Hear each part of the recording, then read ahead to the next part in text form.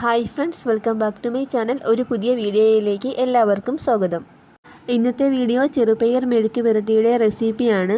ഇതിനു വേണ്ടി ഏകദേശം ഒരു 150 ഗ്രാം ചെറുപയർ കുക്കറിൽ വെച്ച് നന്നായിട്ട് വേവിച്ചെടുത്തിട്ടുണ്ട്. ഒരു ചട്ടി നന്നായിട്ട് ചൂടായിട്ട് വരുമ്പോൾ അതിലേക്ക് 3 ടേബിൾ സ്പൂൺ വെളിച്ചെണ്ണ ഒഴിച്ചു കൊടുക്കണം. എണ്ണ നന്നായിട്ട് ചൂടായിട്ട് വരുമ്പോഴേക്കും അതിലേക്ക് 1/2 ടീസ്പൂൺ കടുകിട്ട് പൊട്ടിക്കണം.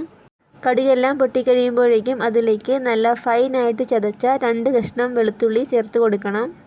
ചെറുതായിട്ടൊന്ന് മൂത്ത് വരുമ്പോഴേക്കും അതിലേക്ക് ഒരു പച്ചമുളക് കീറിയതും കുറച്ച് കറിവേപ്പിലയും 3 കഷ്ണം ചുമന്നുള്ളി അരിഞ്ഞതും ചേർത്ത് കൊടുക്കാം.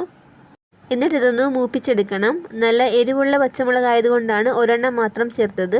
എരിവ് കുറവാണെങ്കിൽ 2 പച്ചമുളക് ചേർത്ത് കൊടുക്കാം. ചെറിയ ഫ്ലെയിമിലിട്ട് ഇതൊന്ന് മൂപ്പിച്ചെടുക്കണം.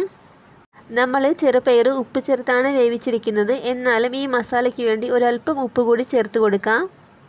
ഇനി ഇതിലേക്ക് 1/4 ടേബിൾ സ്പൂൺ മുളക് പൊടി കൂടി ചേർത്ത് കൊടുക്കണം. എന്നിട്ടൊന്ന് വഴറ്റിയെടുക്കണം.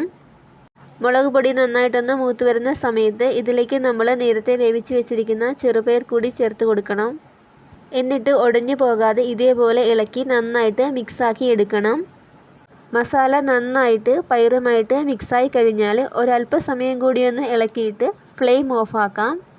അങ്ങനെ നമ്മുടെ പയറ് മെഴുക്ക് പുരട്ടി റെഡിയായിട്ടുണ്ട്. എല്ലാവരും ഇതേപോലെയൊന്ന് ട്രൈ ചെയ്ത് നോക്കണം. ഇതുപോലെ പുതിയ വീഡിയോസുമായിട്ട് നമുക്ക് വീണ്ടും കാണാം.